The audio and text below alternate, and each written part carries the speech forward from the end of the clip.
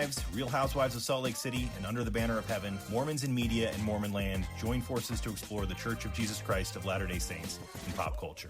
Hi, Nicole. Welcome to the first Mormons in Media and Mormon Land crossover of 2026. It's crazy. It is crazy. That we are here and that it's January, 16th. I feel like I had such a slow start to the year. I don't know if it's just me, but it feels like it's gone so much faster than I thought it should. Yeah, and it's just crazy that we are not even a month into the year and we already have media to discuss. Yeah, there is no end in sight. It's crazy. It is so crazy. So today I feel like some of the stuff we're going to talk about today, I haven't watched as much, but I am hoping that you can fill me in, and then I'm here to answer the doctrinal questions that it has brought up for you, which again is just so foreign and strange every time we do this. I know, and because it is all such reality trash TV, I saw this TikTok that it said, just read a post explaining that reality TV is calming to people who grew up as the emotional caretaker because your nervous system finds comfort in predictable chaos. So basically my love of Real Housewives is healing my nervous system. Wow. That's amazing. That feels relatable to you? It feels relatable. I'm going to keep that. This is a trauma response, and it's therapy. So it's therapy. It's great. Time well spent. So, okay, season, what is it? Is it 6 of Housewives that just wrapped? Is it already season 6? I think it's season 6. Yeah. What were your thoughts on this season? It reiterates my belief that it is the best franchise of Real Housewives. It continues to just be everywhere. Emma Stone is talking about it, and on random podcasts I'm seeing it pop up as oh, this is the best show there's ever been. It's so wild. I'm pretty sure on the first part of the reunion that has aired, I can't remember what names Andy said. I think it was Sandra Bullock and Jennifer Lawrence have both outwardly spoken on how much they love this season. And I mean, it was just crazy to see even Mary fangirling of that's huge. Oh my gosh. They know my name. And you just have these extremely wealthy individuals that seem of such high standard, but I don't know. I always find it interesting to see who other people fangirl over. Yes. Yeah, for sure. And to see the people that you would think are in more prestige television, like Jennifer Lawrence, who's just and I feel like she talks about reality TV pretty frequently. She's talked about Salt Lake City Housewives for a couple years now. I feel like I've seen her talking about how much she loves it. But that is always surprising to me. You think they're just watching cinematic film, but they need their therapy too, I guess. Yeah, it's therapy for all. And it's interesting because I feel like, so as part of this episode, we both watched the Mary Cosby docuseries. What would you call that? Is that a docuseries? It's a crime or a limited series, maybe. Limited series, yeah. And it was interesting to me that in the beginning of it talked about how what Salt Lake City did differently is that they focused on religion, and that no other Housewives series in the past had done that. But it's not just Mormonism that it focuses on, right? And as we're seeing with Mary, and Meredith, right, is the one who's Jewish? Yeah.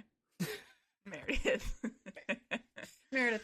I had this question about I wonder if had they dug into religion all along, all of the series, do you think that the religion aspect could have made other franchises more interesting, or do you think that it's specifically the Mormonism aspect that gave Salt Lake City that edge?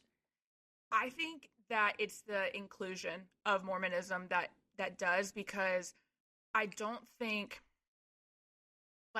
at least thinking out loud, I don't necessarily think that it is that rare to be in a friend group of multiple denominations of the same, but then you throw in such stark differences of religion, Mary, Meredith, Heather, and then you have the Lisa, you have such a wide range that it really gives you the depth. And to me as a viewer, I do kind of find that very intriguing to watch because, I mean, yeah, like I feel like something that has always come up with people and religion is like the coexistence of it. And I don't think that's really talked about enough is, like two people of different religions that have such strong beliefs in the same friend group, So I do think that the difference is what brings that. Whereas, like you might have another Housewife series where they're all Catholic or, they're all, different denominations of Christianity. And then it's just kind of like, it's not as interesting. Yeah. Yeah. I mean, and it's funny because I think initially, like, and maybe this shows my own bias or naivete. I never know how to say that word. That I get what you're saying. I am surprised that they were able to find such a broad array in Salt Lake City of people who were housewife material and really involved in their religions. Maybe they play up their religion for the sake of drama. Maybe. Do you get that sense? Yeah. Maybe a little, but I've always, and I don't know if I've mentioned this before, I haven't watched that many different Housewives, but the one that I have seen is Miami.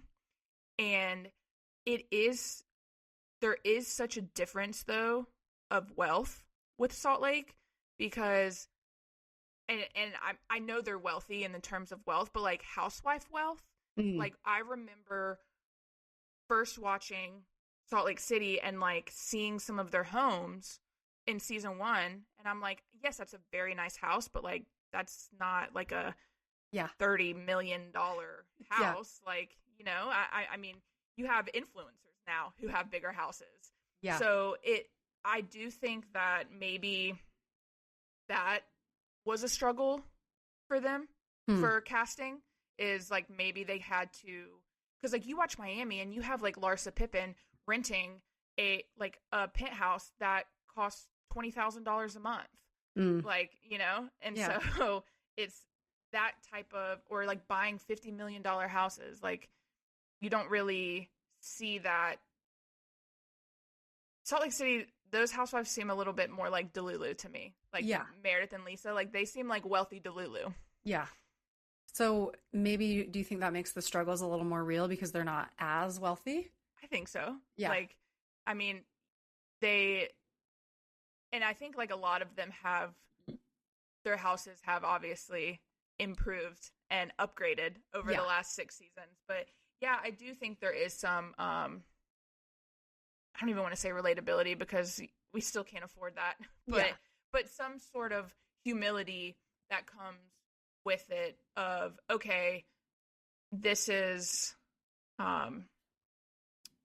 like what they got when they cast their casting net. Because I mean, I'm sure like even like the houses that I've seen in Park City, in southern Utah, like there's some wealthy people. Yeah. So I think that when it came to casting, that was probably the standard that they lowered, so that way they could have a more interesting cast. Interesting. That is okay. So when you watched, so it's called Cult of the Real Housewife, about Mary Cosby. It was fascinating for me to watch this. It was fascinating to watch a series that is trying to prove that another church is a cult. Because that's not LDS. Yeah. Because like I've seen these, I know like the spooky music and the things they try and show you to make it like so dramatic, but I found myself going back and forth between being like, see, she's terrible, like other people are worse, and then being like, wait a minute, like I know how it feels when someone does this for my church, like I should take a beat and kind of try and like think through what the deeper story could be here. But what were your thoughts on the docuseries? So when I first saw that it was coming out, I think my initial thought of what it was going to be about, I was very intrigued and I was very excited for it because in previous seasons when you learn about Mary's backstory and basically her inheritance of the church, and that it does make you like raise an eyebrow to it, where Yeah. like there's something there. And when one of the times that I watched an episode or whatever, I Googled her church and the reviews were awful. Like, obviously it was trolls, you know, like it wasn't people who were part of the congregation. It was people, but it was just like very fascinating to me, where I was like, something's off. So I was expecting this to be kind of similar to maybe like Heather Gay's like Surviving Mormonism. Mm-hmm. Like I thought there were going to be some like deep, out of this world allegations. And then I'm not gonna lie, I it's 3 episodes. I watched episode 1, watched episode 2 because I was committed to the plot, and I have not been motivated to finish it because I think it's stupid. Yeah. Like that, I think that might be my hot take, is I'm really surprised that TLC put money behind this, because, and this will be a spoiler alert for anyone who hasn't seen it, but yeah, you're fine. You don't need to see it. But you don't need to watch it. You don't need to watch it. It was her entire family just like talking crap. Yes. Almost everyone they interview are family members of hers. Yeah. Which led me to think, I mean, I'm just so curious to know behind closed doors, like, what is going on? Really, you got every single family member to be like, yeah, she's crazy and a scammer. And at first, when I saw kind of like who the cast was going to be and like the people who were going to speak out, I think because it was family, I was like, oh, they're about to reveal some like deep, dark secrets. And this may be me being outside of all religion, is I kind of view it of like, okay, you're claiming that she's scamming people, and like, okay, I mean, I'm not saying that she's not. I'm not saying that any of that, but I just kind of look at it and like going back to like the tithing, and there was a guy in there who said he like refinanced his house to support the church or something. So it was like tens of thousands of dollars. And I'm just thinking to myself, at what point is that on you? Like, at what point do you have to say, hey, I don't have the money to give your church, so I'm not going to do it? And that was crazy to me too. Like, I mean, tithing just works so differently in the LDS church that I was like, okay, what kind of, I mean, it was kind of sickening when they talked about, I think it was her sister who said that maybe it was someone else, but they said that frequently they would have meetings and they would say, okay, we're going to do a saints meeting after church. And if you heard that, you just knew they were going to ask you for money. And it was this thing where they would like put you on the spot, put everyone on the spot and say, we need $10,000 or whatever, $100,000 by Thursday. What can you give? And then stop you on your way out and like kind of shame you for what you're giving. And like, I don't know, watching this, like, I was like, okay, it does seem clear to me. And again, maybe this is bringing up what I imagine as the lead, as a pastor, as a leader of a congregation, because for us, it's all lay clergy. I don't expect their wealth to be at all tied to their position in the church. Right. Right. So to me, when they say like, yeah, when you see how Mary's living, she has all these houses, she has all this stuff, like clearly something's off. And that to me felt like, yeah, okay, she's obviously like scamming her church members. But I don't know, maybe I know there's like Joel Osteen exists, right? Like there are like mega church, super wealthy pastors. And then it was interesting how in the documentary, I mean, so really the documentary follows kind of the most interesting part to me was where they go back and show the history of the church. And how her grandmother walked. Yes. From Indiana. And like this to me, watching this as a member of the church who's always been in Utah, like this woman is incredible. She lived in Indiana. She has this feeling like I need to go to Salt Lake City. She doesn't know why. her kids are like, how are we going to get there? She's like, we'll find a way. So they hitchhike, bus, walk. They get to Salt Lake City. And this woman, and they talk about how at that time, the population was like 1% Black. And so her mom, or her grandma, Mama, they call her. Yeah, Mary's grandma. Yeah, she starts like building businesses, like a hair salon that knows how to work with Black hair, and restaurants and catering company and things like this that are serving that community. And that's how she eventually kind of like builds her wealth and then eventually builds this church. And that is something that was so fascinating to me. Just the history of this church, its place in Utah as such a unique, just what is it doing here? I'm, like, right. I have so much respect for Mama. And that was one of the things that was kind of, felt like another bummer to me. And I would be curious about is the kind of message of the documentary is like, well, Mary has ruined the church. After Mary married Mama's husband. which by the way, I knew that was weird, right? Like ever since they talked about it in one of the early seasons of Housewives, like I knew that that fact existed, and I knew it was weird, but I don't think I realized how weird it was until they showed at what age he came into her life. Yes. Homegirl was like 4 years old. Yeah. So, and again, we're just going to tell you everything so you don't have to watch this. You're welcome. You do not have to watch it. Mama, okay? Mama has her church. She has a first husband. We don't know really anything about him. First husband dies. And then, is his name Robert? Comes along. Yeah, Robert Sr. And he's 20 years younger than Mama, but he loves her. He's like kind of obsessed with her. He like courts her, eventually marries her, and then everyone kind of knows like, okay, well, the church is going to go to him. So he is 20 years younger than Mama. But at the time he marries Mama, Mary Cosby is 3. So then once Mama dies unexpectedly, Robert and Mary get together. Did you feel like this series shed more light on their courtship, Robert and Mary's? Yeah, because, and I could be not remembering this correctly, but like Robert Sr.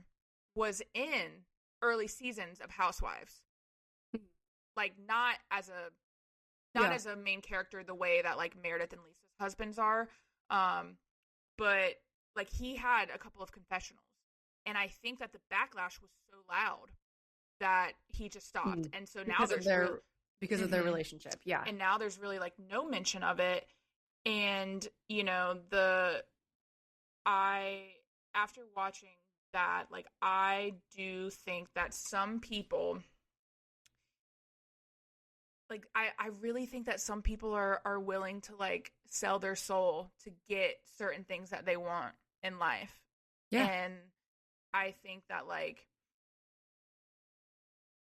that's kind of what happened. Because it seems like, yeah, with Mary and Robert to me. Yes, because I'm even looking at that, and, like, I'm not saying, like, I know age gaps exist, and I know that like, gets, a little blurry when,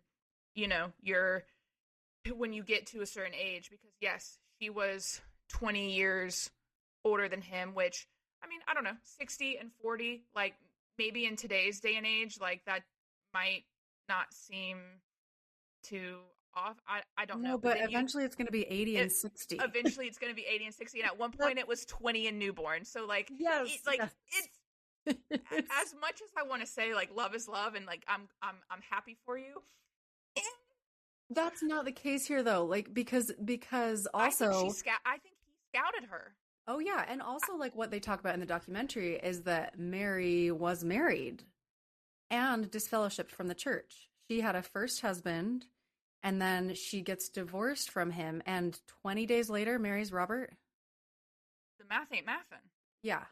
So do you like who is making this documentary? This is someone outside of Bravo, obviously, right? Mm-hmm. The TLC. So TLC is who did it, and like, so I'm now I'm just going to go back to that TikTok I read you. Trauma response Yes. therapy. I'm a big TLC fan. So 90 Day Fiance, every spinoff that's ever existed, that's my wheelhouse. Like I would say I'm more of a TLC watcher than I am My Strange Addiction, my 1,000-Pound Sisters. Yeah. I'm there. But I would say TLC is more my wheelhouse than Bravo is.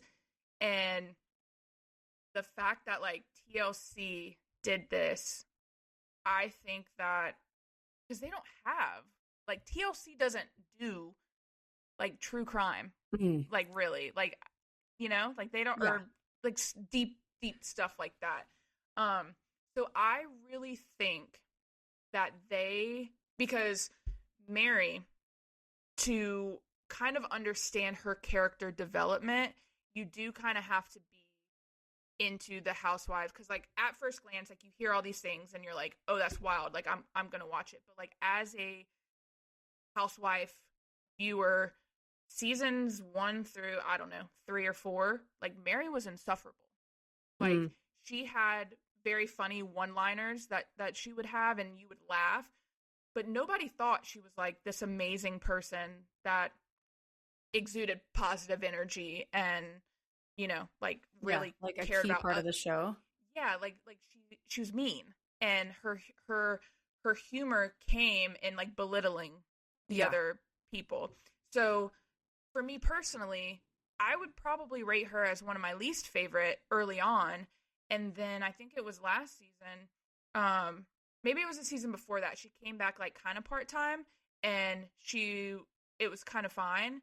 And then last season, when she really opened up about her son's struggle with addiction, it just humanized her. And you could tell that like something shifted in her to the way that she treated the people around her was different.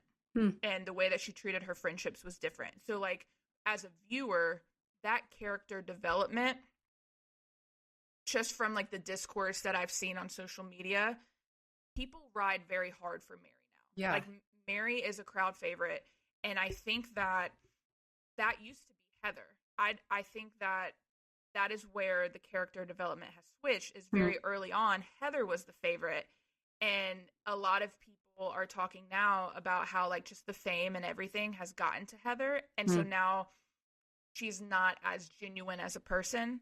And I mean, obviously, like nobody knows these people. This is just discourse. Yeah. But so like that character development has switched. So I think TLC, when they got word of what Heather was doing, they were like, wait a second, here's a crowd like, let's do this. Yeah. With surviving Mormonism, they wanted to, I think they wanted their take on it. And I really think that they thought it was going to be damning to her as a person. And I don't know. I mean, I don't watch these shows to like idolize these women. Like I'm not over here. Like I can say that Mary is my favorite Housewives character. That doesn't mean I'm going to like give her money or like buy her stuff or like support her in any way financially. Like I like to watch a TV show and I think you're funny. So like no one's thinking that you're going to win like Vuitton of the year or like no one's thinking that. So I think TLC really thought they were doing something with it, but viewing it, I think the family being involved made it seem too personal. Like some of it seemed like bitterness. Like some of it seemed like they were mad that they didn't jump at opportunity the way that Mary did. And I think that's the part where I kind of am like, I roll my eyes at, is like you were talking about Joel, how do you say his last name? Austin. And all the, like, I mean, all the mega church pastors but even like some of, like we have in Charlotte, like we have a couple of like not mega church pastors, but pastors. And I mean, they are living in million dollar houses that I don't know, like to me, like I said, as somebody who is outside of religion, like I think I just kind of expect that. Interesting. Like, I think I just kind of expect that with church and money, no matter what church no matter what faith, like something's off. Yeah. Yeah. And I think it is. I think it's hairy for all churches, you know? It's hairy for the Church of Jesus Christ of Latter-day Saints. Like, even though they're not paying members, I mean, paying, you know, they don't pay general authorities, but they have to pay them something. And Yeah. I don't want to be the person who decides what those guys are getting paid, you know? No. And yeah. It felt like with the documentary, it's like, okay, she's maybe a kind of terrible person and insensitive, which is maybe what we knew about her all along, right? Like, it made me laugh that they have this like cult expert who's telling you what a cult is. He comes in, he's like in a library, he's this like academic. How do you do that? Like, what do you go to school for that? Because honestly, awesome. Like, yeah. Cool. And like, I want to know, like, what percentage of his money has he made, like, through academia, and what percentage through appearing on documentaries about weird churches. But like, I didn't feel like they gave enough evidence. I feel like people throw the word cult around, and even a few times they're like, so what does a cult mean? You know, when you're controlling people, or when there's, but sorry, I'm like, I've watched, like, this does not hold a candle to Warren Jeffs. Like, we're just not even close. Oh, no. And also too, that gave me chills. Ugh, I know. There is another, and I can't remember, I want to say I watched it on HBO Max, maybe.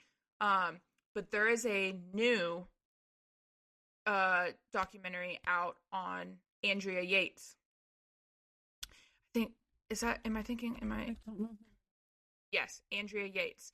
Yeah. She drowned all of her children. Oh my gosh. And there is a new documentary on that, but it centers around the cult that she I guess was like a part of, and that is a cult. It was literally this, and they gave University of Utah a little mention because that's where he would go to like he was like one of the very like first like Jesus Saves people, and he would go to college campuses and like recruit these people, and then they would he would convince them to buy like travel vans and RVs, take their kids out of school, live in the RV, and like basically go around and like, to me, that's a cult. Yeah. Like, yeah. If as extreme as it gets is mortgaging your house, yes, that's bad. But that was by far the most extreme it got. Like, I think that Mary's shady. I think that she's there for the money. I don't think she like. But honestly, Nicole, my biggest takeaway is I can't believe, after watching footage from Mary's church, I can't believe that anyone is at all interested in Mormonism, because Mormon church is so normal. It is so quiet and boring. Not boring. Like, if a random person found themselves in an LDS sacrament meeting, they would come out and say, that was nice. That was fine. That was boring. These people are like, jumping, they're yelling, like they still the Pentecostal thing, like, and I know that there are many Pentecostal churches, maybe it's just been a while since I've seen footage of it, but I'm like, this is wild. We believe that this happened like one time, you know, on the day of Pentecost, and maybe a few times since then that people like spoke in tongues. They're like, no, every week we are like feeling the Spirit, and we are like, it's in our bodies, and we are jumping and we are shouting. And that honestly was the most unsettling footage, where they showed the ones of people like sobbing and hugging Mary and saying like, I will never leave you. Like, you're my best friend ever. That was unsettling for me. Very different. That's very different from my church. I was about to say, this brings up a few questions for me. Okay. Yes. Well, first off, it brings off, so I have been to a Pentecostal church in high school, and let me tell you, I was not mature enough. I had not reached a level in my development where I could walk into one of these churches, sit through. I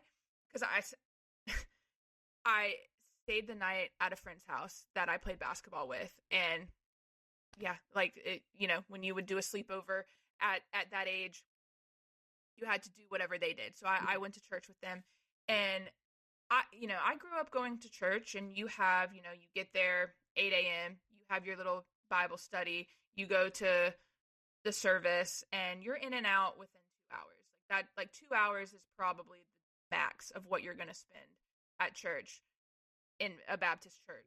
Yeah.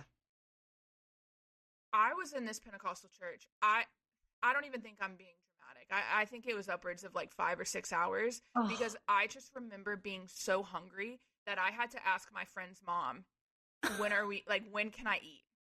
Because I am so hungry. Yeah. And I didn't know enough about like that denomination to really understand the whole speaking in tongues thing. But when I married my wife, her dad's side of the family is in that denomination and speak in tongues very frequently. And Okay. I was not prepared, and it really was like that because we were at a funeral, and all of a sudden they just start speaking in tongues, and I was so taken aback by it, and I'm like trying to be respectful, but like Yes. Wow. I just don't like, I never been that close to it in real life, so it's Wild. happening, and I'm just kind of like that makes me wonder, what is a Sunday in is that what it's called? Like, do you go to Sunday school in LDS church? Yeah. Or So it used to be 3 hours long. President Nelson changed it. So which was amazing, made him a hero. We'll love him forever for that. But it's basically 3 parts. You go to one part, which is called sacrament meeting. That's like the equivalent of a service at another church, right? Okay. Where you all sit in the chapel. But it's not like where there's one pastor. The bishop isn't every week giving a sermon. Do you stand and sing? No, you sit and sing. So you sing, you do the You have sacrament. a pamphlet outline? Yeah, you have a little program. That tells you what's happening. But it's all volunteer speakers. So they'll have speakers from the congregation. So usually 2 or 3 people. And sometimes there's a youth speaker. Sometimes it's just a couple adults. They just ask different people each week. Huh. And then you do the actual sacrament, the ordinance of the sacrament. So they say a special prayer. They bless the bread and water and hand it out, which is kind of like every Sunday. Yeah, every Sunday. Yeah. A really funny story about the bread and wine. Yeah. When I was it had to have been high school. I really thought I was funny in high school. When I took the bread and wine one time, because in Baptist, that's like once a year. Like I'm pretty Easter like that. And so I mean, and like the cups are like this big. Yes. So I thought it was real wine, and so I acted drunk. I was like, whoa. Oh my gosh. And I thought I was so funny, and my mom was like, no. Yeah. It's grape juice. Yeah, we don't give you that chance in LDS church. It's just water. We've just gone full word of wisdom on it. So they pass it out. It's really quiet. That's your moment to pause and reflect, and at least that's supposed to be the moment to do that. I am usually frantically hushing my kids. It's not very peaceful for me these days. And then after that you have the speakers. And then the kids sit through the whole thing the adults. Because I do remember in the church that I grew up going to, up until I think it was, they had preschool or very young, elementary school, middle school, and there was a certain point in the program that it would say this age group go, and you would go, and it would be a little children's service situation. Yeah. We have that after. So the first hour is sacrament meeting. And then the second hour, now that it's just 2 hours, it rotates each week. So one of the weeks you split off, the men go to priesthood and the women go to Relief Society, and the youth meet every week. And then the primary meets every week. So the primary is the kids' organization, and it's anywhere from, so they have for kids 18 months to 3 years old, you have nursery. So they have people who, for the second hour, they just watch kids. You essentially just babysit kids. And that's a amazing. sweet job. It really is. Like, yeah. And then once they turn 3, they go into primary and they do like music time. Half of it is music time and half of it is like a kid's Sunday school. And then the youth program, I believe, is, I should know this because I'm in it, like ages 11 to graduating, right? 18 or 17. And then once you turn 18, you go into either Relief Society or a mission. Or a mission. Yeah. Now they all go on missions. So yeah, you do that, or on the off weeks you go to Sunday school. Men and women go to Sunday school together, and youth go to Sunday school together. So you don't have like in your program, like you don't have like after one speaker like a certain hymn that you sing. Yeah, we do. So it's like there's like when you come in, they do an opening hymn, a prayer. I think what's the order? It's different sometimes. Opening prayer. Hold on. I don't know. You're really going to think about it this Sunday. I've done this too many times, Nicole. I'm on autopilot. No, it's okay. There's a song, there's a prayer, they do announcements, they do the sacrament, they have the speakers, and then they have a hymn, and then they have another prayer and a closing hymn. So, but it's probably very clean cut, very orchestrated voices. It's not. No, and it's very like the idea is that we are being quiet the whole time, and it's because of the quantity of children in most LDS congregations, it's not, and it's fun and it's funny, right? Like it provides some comic relief, but like we don't even sing or clap after musical numbers. That's one of my biggest beefs is, and the quality of the musical numbers can vary greatly. But sometimes when there's like an amazing musical number and then it finishes and you'll just sit there in silence, it feels so wrong to me. Like that is part, and when this documentary, when they're like, we stand up, we're loud, we make a joyful noise unto the Lord. I'm like, okay, that we could stand to like dial it up a tiny bit there. Yeah. It just feels, and I guess the idea is like, for a while they had rules. I think they still have some in place that like certain instruments weren't supposed to come into church, like the rowdy ones. I don't even know. Like for a while it was, they wouldn't do guitars. I don't know why. We had a guitar in ours recently, and it was so, I know our ward does a good job of not being insane. But it's different everywhere you go to, right? But it's typically like only on like Easter and Christmas, they'll sometimes bring in like brass instruments, or they go, or the harp, or they go bigger on music. So when it comes to the tithing, like I'm just thinking about like growing up in the Baptist church, like there would be a part of the service where, they come and put the offering plate and you pass it down, and like, are you like putting cash on that? Yeah. They have, you could do cash check. And then in the pews, there would be envelopes that you could put, like if you didn't want the cash to be out, like you could put the cash or the check in the envelope. But I just remember even, like, I mean, there were times I probably never put more than like a couple dollars in. But even that, like as a kid, you were putting stuff on the tithing? Oh, that's kind of sweet. Or like my mom would give me the money like for me to do, like for us. But I'm assuming that's not how tithing works in the LDS church. No. So it's 10% of your income. Is that like has to be? Yeah. Crazy. Can you lie about your income? Crazy. Okay. Well, we're going to talk about that. Do you have to show a W-2? No, you don't.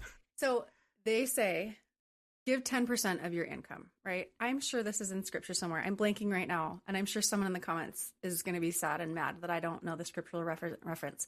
10% of your income. This is something that I just have to not even think about because it's hard. It's a lot of your money, right? Like, but you can pay. It used to be where you would just hand a check to an envelope to the bishop. Now you can do it all online, but you're not like, none of it is done publicly. At the end of the year, they have like tithing declaration where you meet with the bishop and he just says, are you a full tithe payer? And you say yes or no. So there's you judged if you say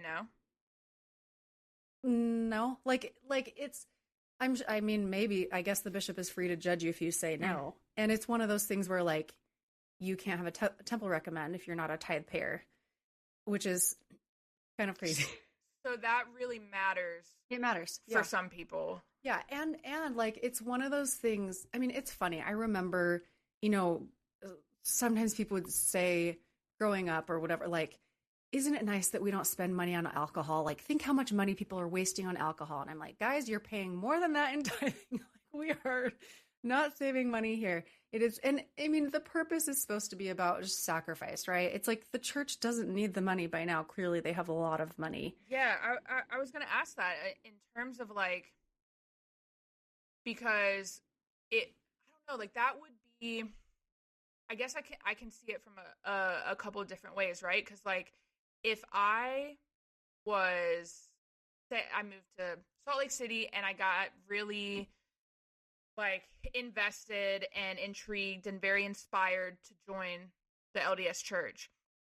If I wasn't, which I mean, I'm not in like 10% would be like devastating to like my everyday life. So I'm like thinking, I'm like, that makes me sad because I wonder how many people have wanted to join the church for the message. And then they get to that part and they're like, I can't do that.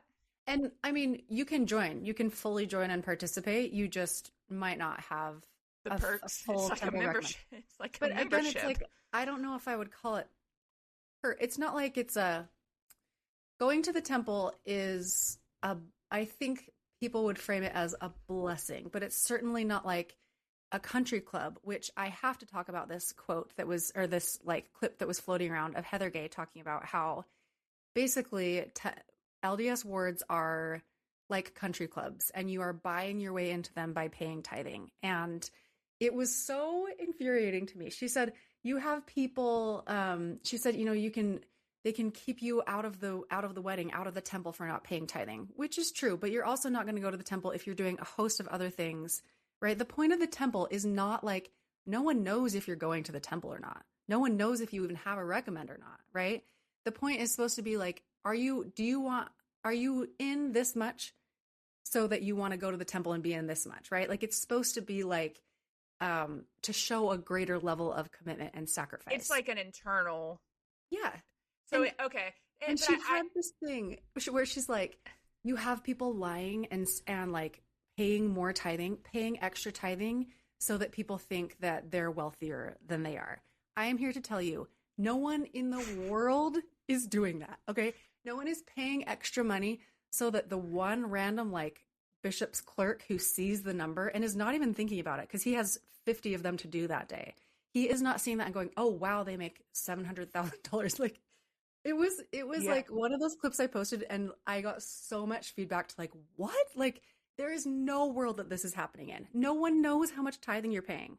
No one knows. If anyone is going to pay extra on tithing, it's going to be Lisa Barlow. And yes. I don't even think Lisa Barlow would do that.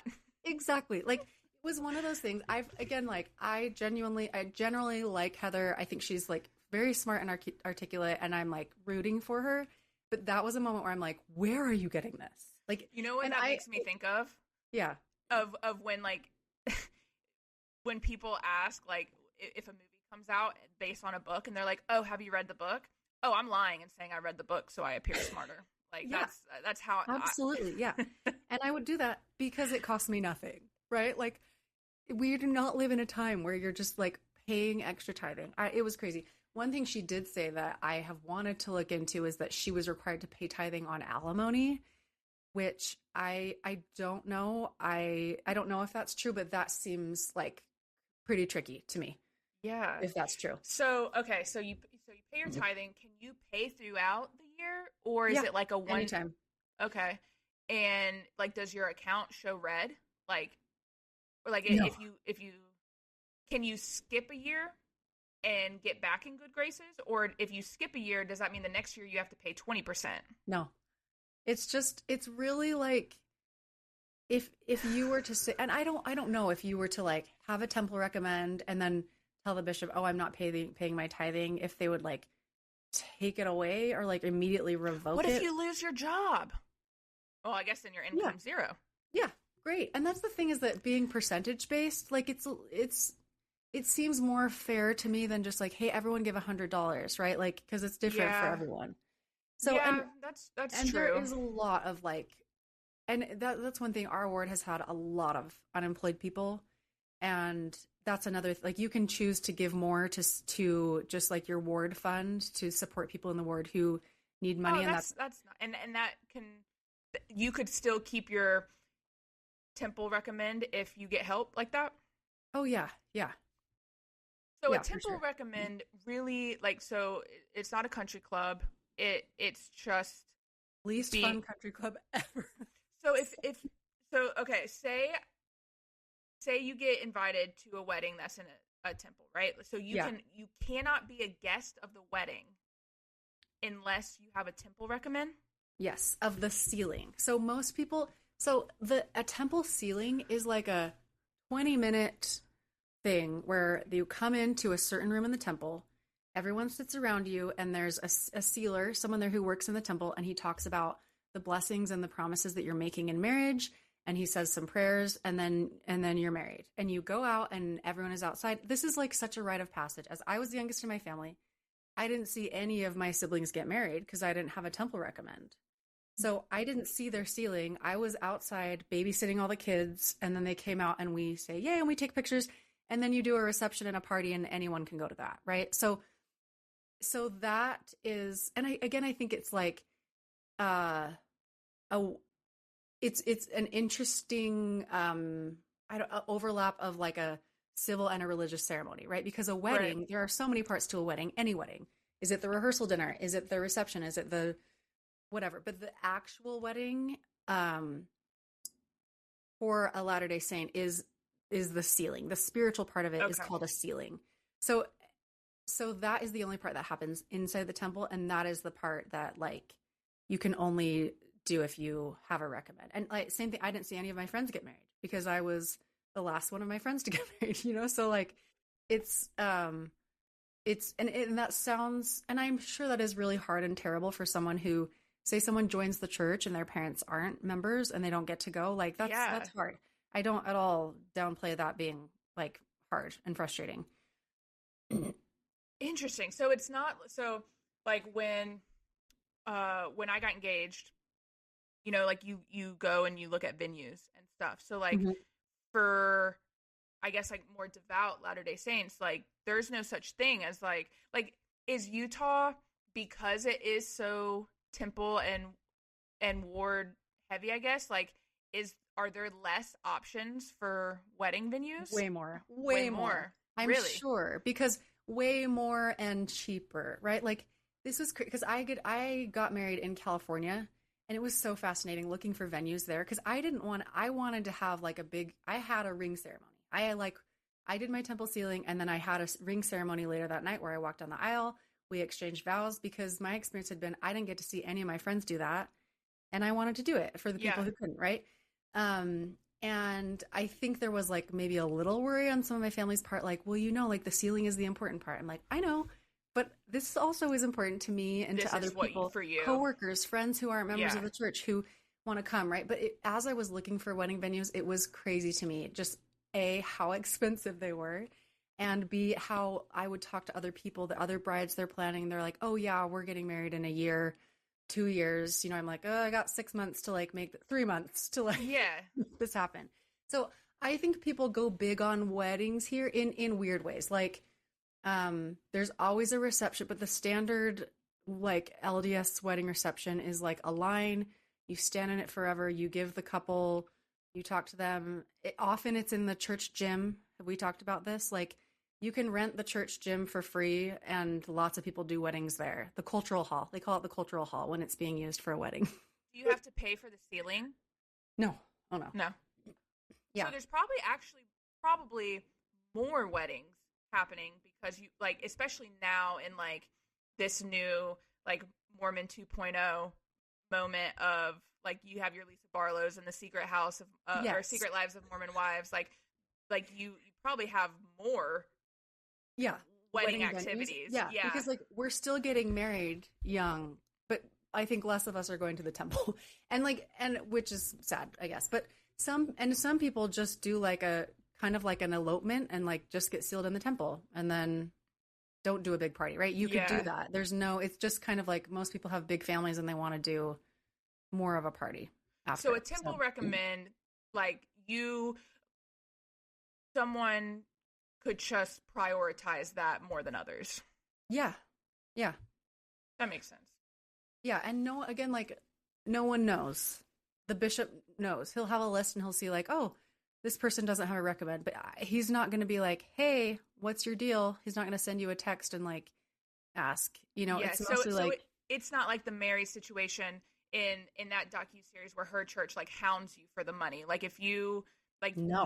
if you don't pay your tithing and like you won't have a temple recommend, but they're not going to stop you on the way out of church on Sunday and say, hey, don't forget your 10%. And that's why to me that was like, would make me so uncomfortable. And highlights like one thing that I appreciate about my church is just the privacy of that, right?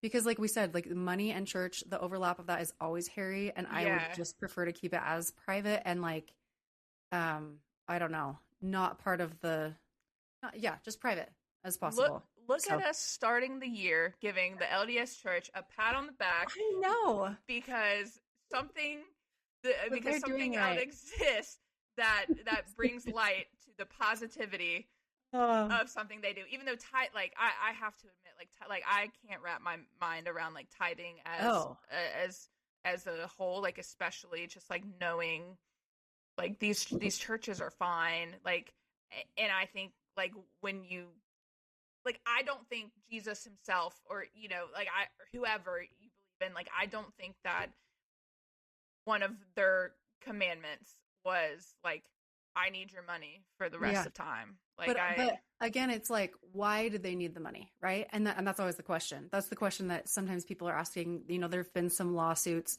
against the church in recent years about wanting more transparency around tithing and where it goes.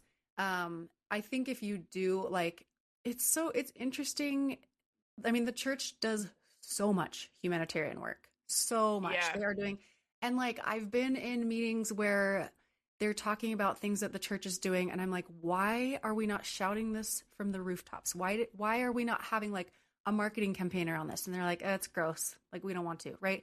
The church is doing so much good with their money. And also, I'm sure they're misusing it because of human error all the time, Yeah. So it's like one of those things that I'm like, would transparency help to some degree? Maybe. But like, I would for sure resent my bishop and his wife if I'm giving them money every week and like they're buying fancy stuff. Like, I would resent. That would be hard for me.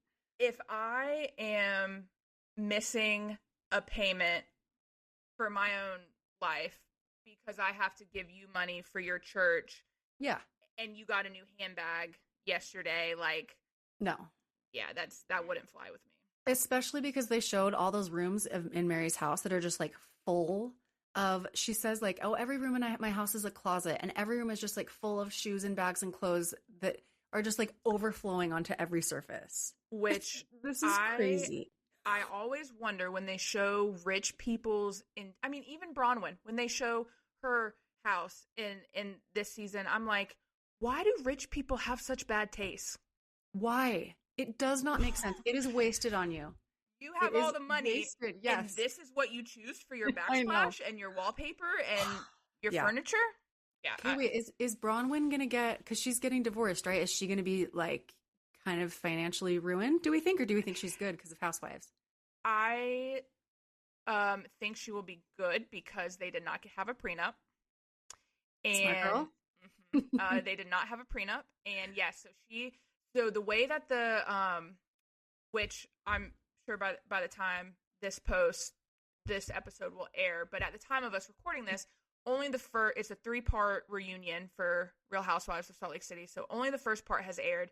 And that was like what they ended on, is going into the next one. It seems like Bronwyn says that they're separated. And just from the reactions, it seems like this is very fresh. Like even they don't know. They probably just thought it was rumors, but she confirms it.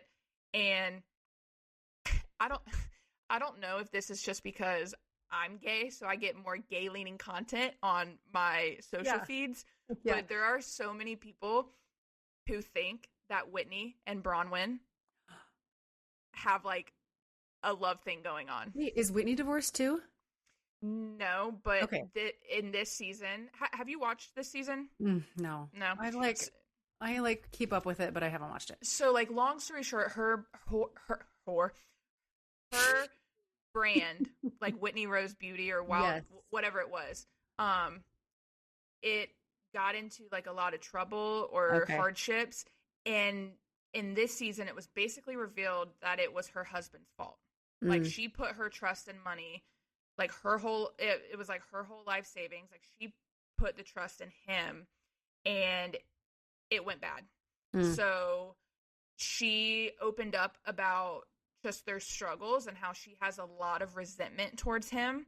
Yeah. And they have definitely grown apart this season.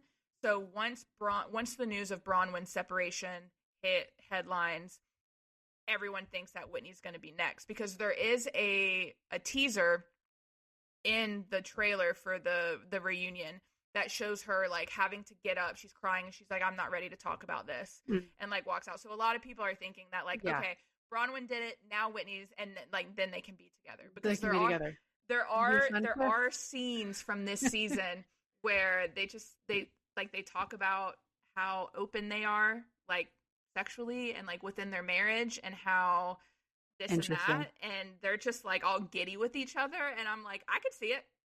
Yeah. Gotta tune in to season 7. And Bronwyn, I feel like it's just worth stating for anyone who doesn't know that Bronwyn's husband is 26 years older than her.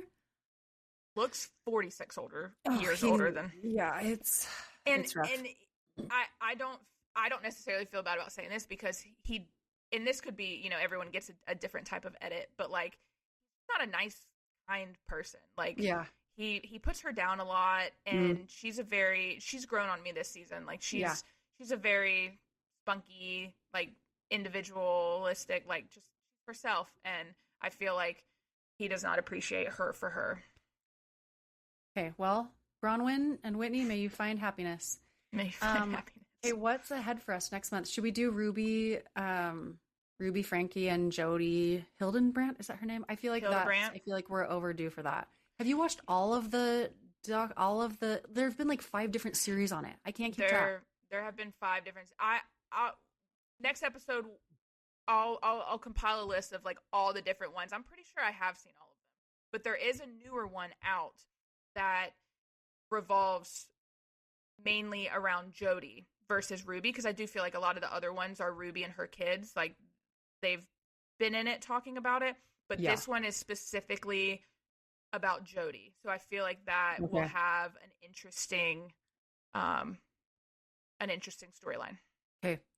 Yeah, we can do that next time. And then I know Secret Lives, it says early 2026. I haven't heard any dates for that. And then Bachelorette in March. Bachelorette. Cannot wait. We have a lot coming.